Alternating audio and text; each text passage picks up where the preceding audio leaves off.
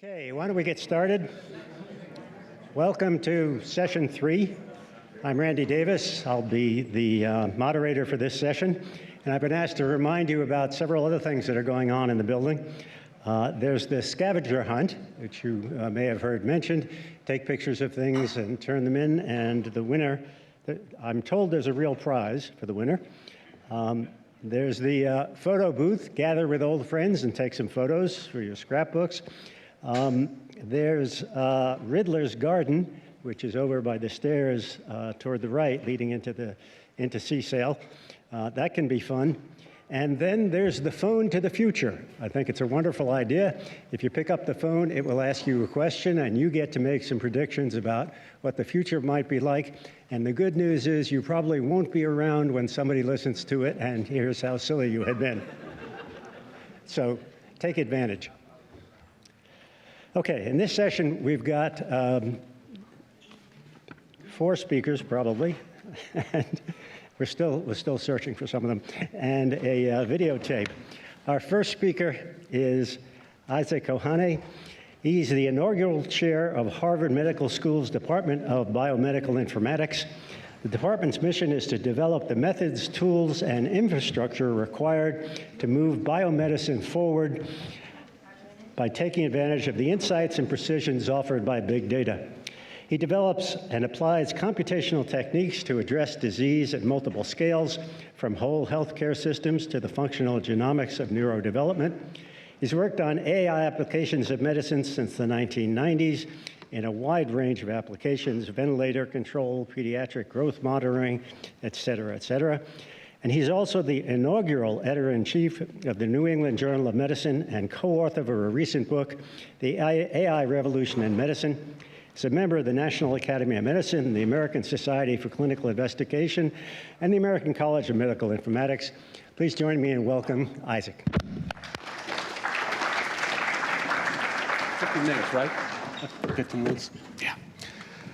Great. It's wonderful to be here this afternoon. And so let me quickly tell you what I'm going to tell you, which is that there have been 2 delusions that have been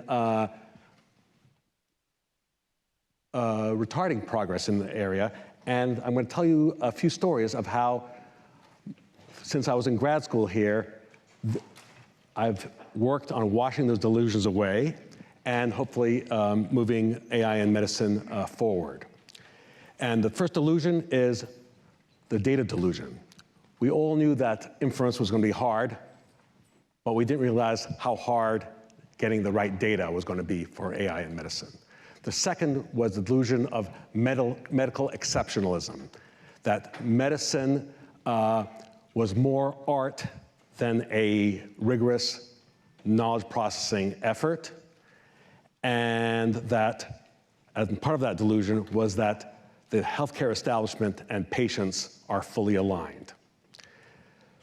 And how I became aware of this starts with my joining Peter Solvich's lab back in the early 1980s, where you see here Peter Solvich in the top right, and I see also John Doyle, who's with us, also on the top right. And this was a very potent moment in artificial intelligence. We're all very excited right now because of large language models, but it was equally exciting there. You could go in the old building in 545 Tech Square, and you could hear Marvin Minsky talk about the different chapters that he was developing for Society of Minds. Pete Solvich had published a really nice book looking at the last 10 years of progress. And already, in fact, we had multi-level, deeper perceptrons already implemented. And in fact, when I came to MIT, we still had the incompatible time-sharing system, ITS. And at the same time that ITS had been developed, in the 1960s, a group at Mass General Hospital had actually implemented a time-sharing system that included a hierarchical database and a programming language called MUMPS. And this became the basis of most of the modern, unfortunately, not so modern, electronic health record system companies that you'll have heard of. And so I had a a real glimpse of a apparently imminent future. And I wrote my thesis here on temporal reasoning in medical expert systems. And I was inspired by looking at a paper which already then was in the distant past in the New England Journal of Medicine about how computation was going to change medicine. But then I got my first 2 doses of reality shortly afterwards. I'd gone back to my clinical training, and you'll see again and again pictures of individuals, 90% of whom are ECS graduate students. And so we had one application using piecewise regression functions to come up with a very sensitive and specific model of process monitoring, in this case for monitoring growth, but we used it for the ICU. With Yao's, and this was with Ira Heimwitz, with Yao Sun, we had this amazing feat where we used a fuzzy controller to control a ventilator, to control oxygen, and literally stepped away from the isolette and autopilot weaning of the patient down to room air over a course of days, attempting to optimize the oxygenation at every minute instead of every 8 hours when the doctors round on the patient. And yet, none of this got used. And why is that?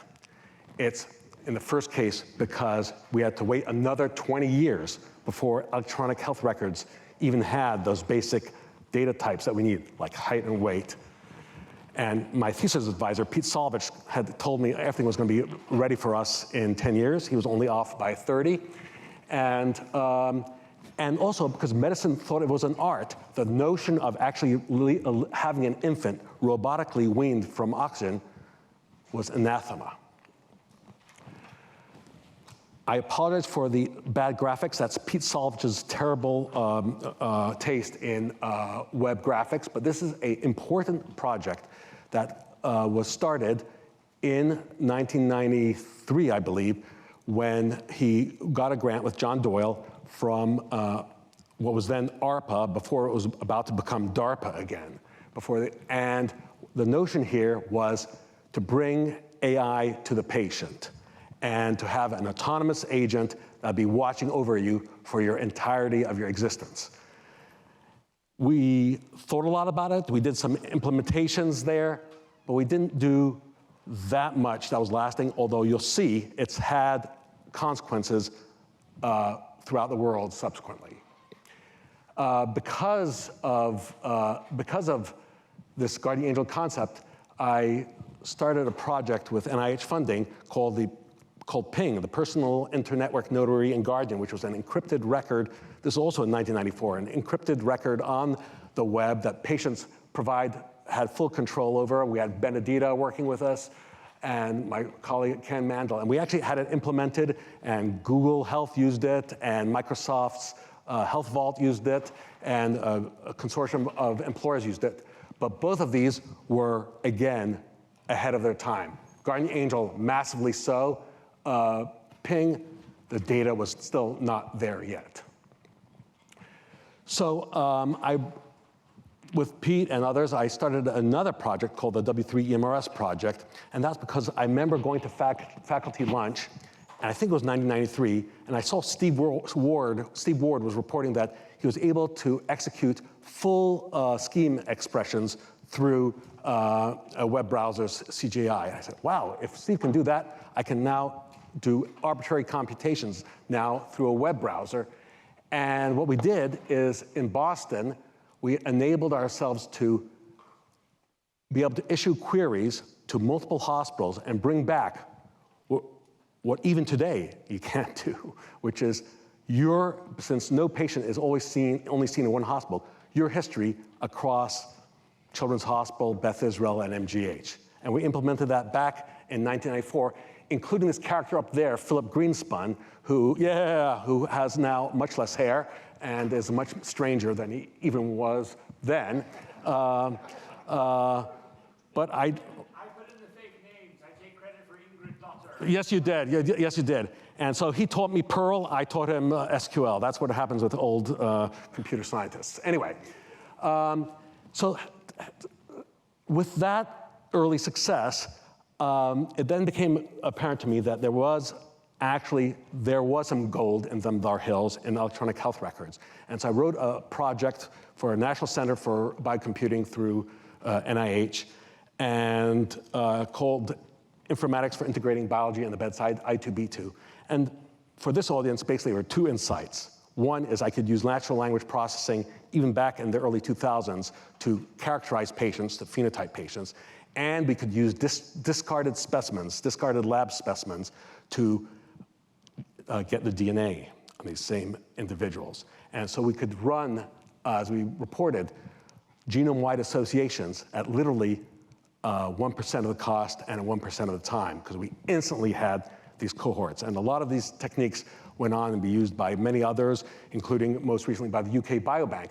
But as a result, I2B2, the system that we developed, had over 100, it was free and open source software, adopted in over 100 different hospital systems internationally. But, and this is another MIT grad,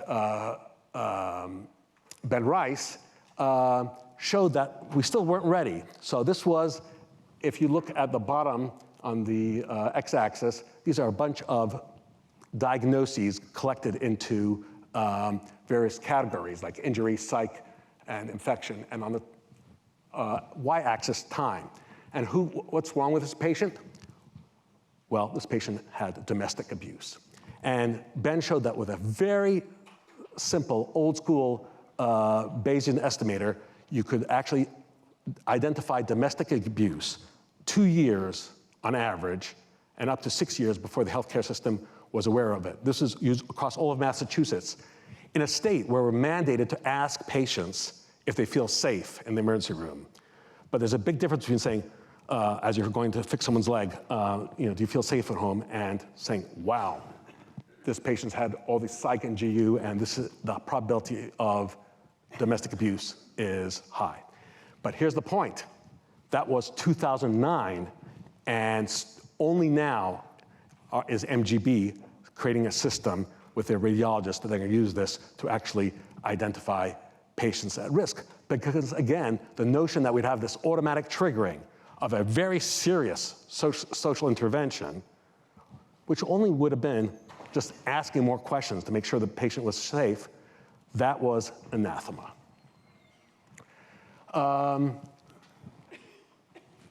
We took this I2B2 system, and remember, this was maybe a year or two after Napster came out. We created a distributed query system across multiple hospitals, and we had it working in Boston, across our Harvard hospitals, and we had it across the country. So that, for example, we looked at a disease, which is actually not really a disease, it's a misnomer, because it's a grab bag of symptoms, namely autism. And for example, you would be told, if you told a pediatrician, a developmental pediatrician, that you had a patient with autism and they were complaining of abdominal pain, I literally heard it said by experts, oh, brain bad, tummy hurt, really dismissive. But then when, with Finali Doshi, who's also a graduate, who was with a postdoc with me after she did grad school here, she did this clustering across the electronic health records. And we found that there were basically 3 subgroups, including one immune subgroup of kids with autism, who had a very significant increase in inflammatory bowel disease. These are children who previously could not even, and still were nonverbal, could not express it, and were being treated with antipsychotics.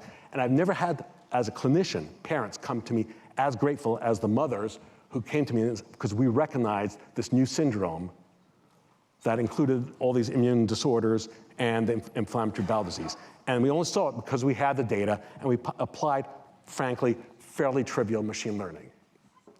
Finally, another graduate of this august institution did another study where we integrated genomic data with the clinical data out of Children's Hospital and data out of claims data, insurance data, because it's interesting. Our health records don't link family members, but because we join insurance plans as families, we can actually use family relationships. And she was able to show that about 20% of the genetic load of autism relates to disorders of lipid metabolism, which in the end, for those of you who value your brains, remember 60% of the dry weight of your brain is lipids. So even mild disorders there can have major impacts. Remember I told you about the I2B2 system? So when COVID was hanging over us in March, I called up all my friends from all these sites. And within 4 weeks, we'd put together the first comprehensive view of what patients look like coming into the hospital in a way that we were still only getting anecdotally. We were able to see the inflammatory profile, we were able to see the cardiac profile, we were able the cardiac disease profile, the coagulopathy, we were able to see the kidney disease. All that was visible, even while people were talking on the phone to colleagues in Rome, but we were actually getting directly that data. So I just want to finish by bringing it to, this is a patient who was fine until age 6, where he stopped walking, stopped talking. Why? We didn't know. He was referred to this network, the Undiagnosed Disease Network that I run, and exactly in the spirit of Guardian Angel Project, the data through the cloud follows the patient wherever they've seen in the United States, and the computation and the analyses go with these patients. In this case, he was found to have a deficiency in this enzyme, which is needed for neurotransmitters. This child was given a cocktail of neurotransmitters, and within weeks, he started walking and talking again. Fast forward, Peter Lee reaches out to me in October and tells me about GPT-4. This is before ChatGPT is even out. And we decided to write a book together. And I took one case that was not solved by the Undiagnosed Disease Network. And I asked which of the genes that had mutations were in fact responsible for this child's disorder. And sure enough, it picked the one that only later afterwards, when we did some bench work to basically knock in the mutant gene into model organisms, did we find that it had picked the correct one. So all I'm here to tell you is now we have reached this really glorious, period where we have finally the data, where doctors and the medical establishment finally realizes that we are a knowledge processing discipline, where we can actually bring to the point of care systematics and systematic systematic decision support. And I'm looking forward to working with the next generation of graduate students. I think I currently have 3 ECS grad students in my lab now.